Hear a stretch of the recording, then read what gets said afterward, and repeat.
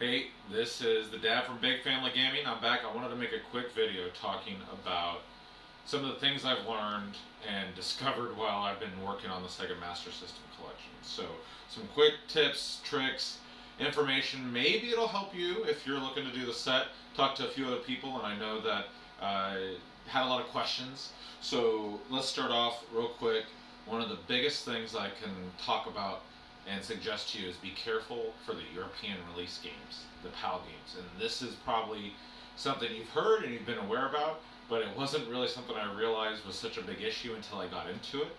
So, one of the biggest differences between PAL and the United States games are the manuals and the boxes. So, one thing that you'll notice on the back of the box is that there will be about, let's see, two, four, six, 8 different languages, including English, all printed on the back of the box.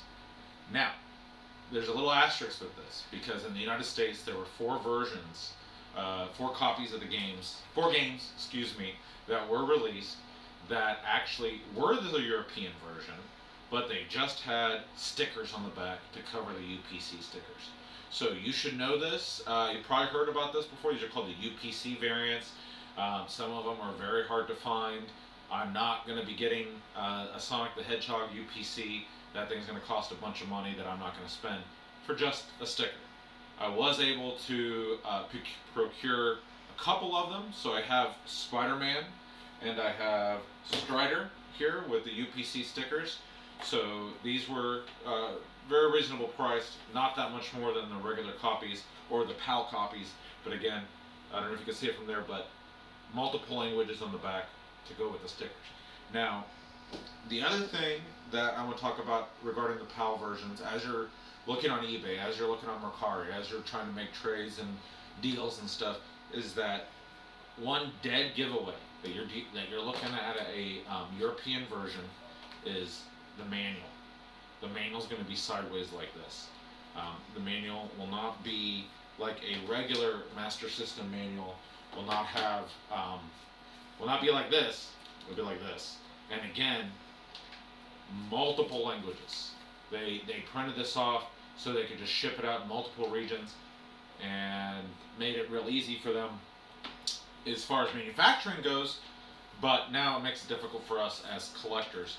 Now, that's why they eventually, towards the end of the Master System life cycle, took advantage of this in just bringing these copies over and sticking the stickers on the back. Now, these stickers are crazy expensive, and collectors are going crazy for them. Alright, so continuing the idea with the PAL thing, one thing to be careful as you're going for your complete set is with the game Power Strike. Now, this was one game I sought out before I even knew I was going for a complete set, and that is because the history with this game is this was a mail away in the early 90s, in the late 80s, whenever it was. The only way you could get this game as far as being interested in Master System was to send off to Sega and order it directly.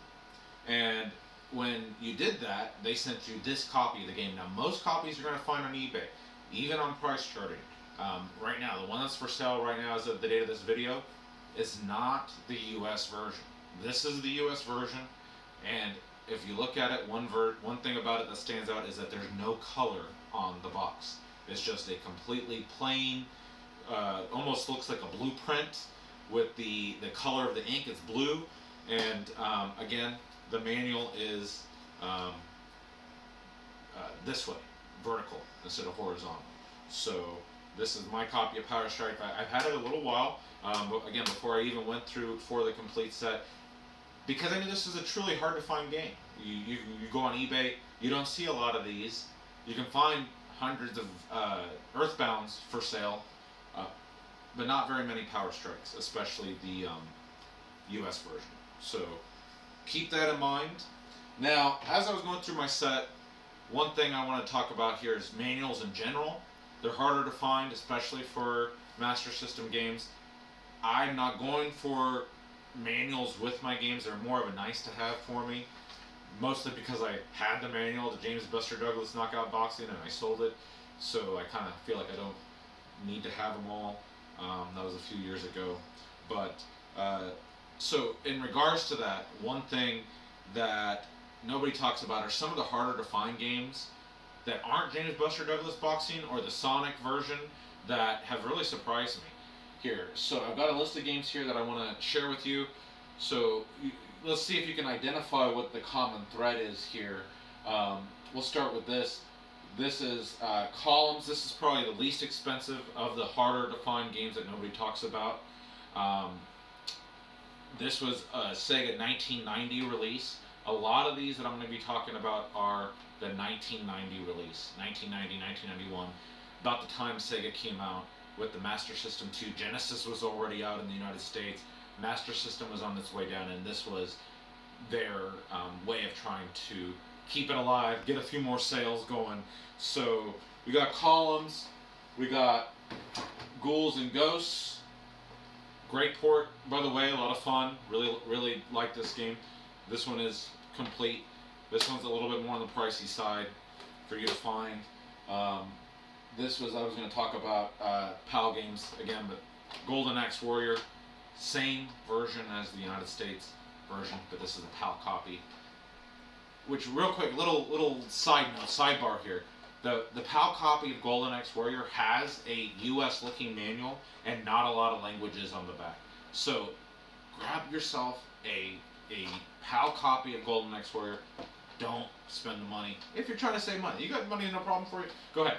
As you know, we got a bunch of kids. We're trying to do this on the cheap. So that's the end of the sidebar there.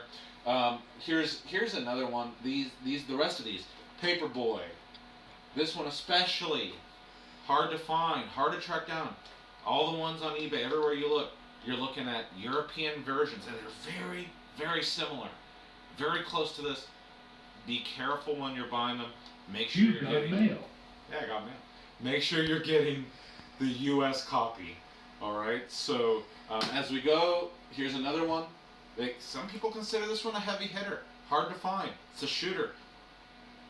Aerial Assault. Again, I got this with my Golden Axe Warrior in a trade from East Sterling. Super happy if you remember that pickup video. If not, check it out. I'll throw a link or a card up to that video. This one was put on my radar by someone on Instagram.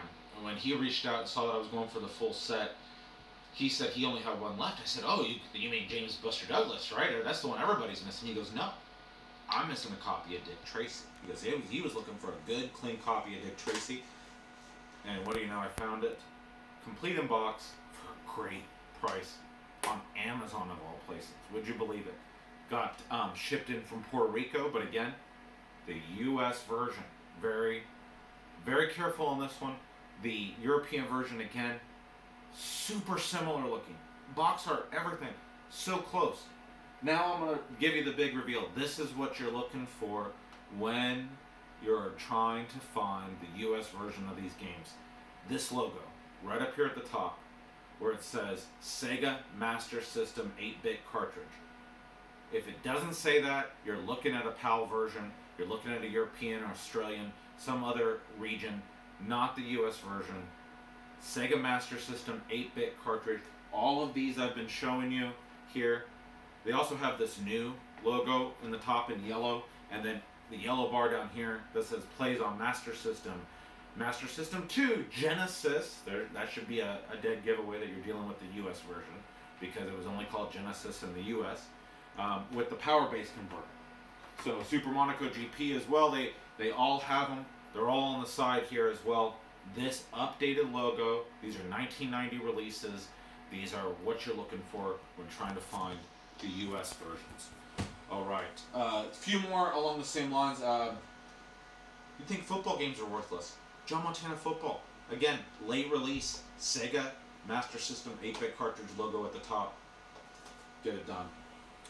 All right, and I have a few more on the way that I don't have, just to list them off, that are also on the same ones, and I may be missing some, so please forgive me. Castle of Illusion starring Mickey Mouse, E-SWAT, and then, of course, the ones that I've already shown here. All right, last little bit of information that nobody talks about is there are very few third-party games on Master System.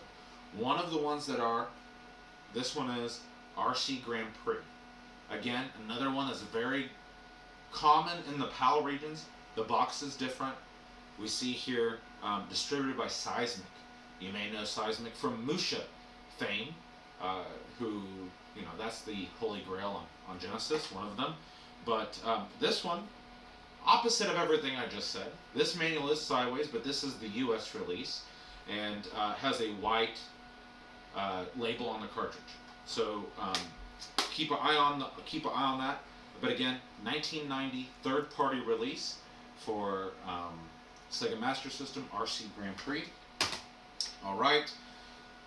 Around the time that all these were coming out, right after that, Sega released the Master System 2. The small, slimmer console didn't support cards, didn't support the 3D goggles because of that. But they tried to do more big push. Let's push this Master System out in the late 90s, give people a cheaper alternative to the Genesis, to the Super Nintendo that was about to drop. So when they did that, they re-released some of their other games that had sold well. And this one, for example, is Reggie Jackson Baseball. Again, pretty common to find the regular version, but when they re-released them with blue labels on the cartridge.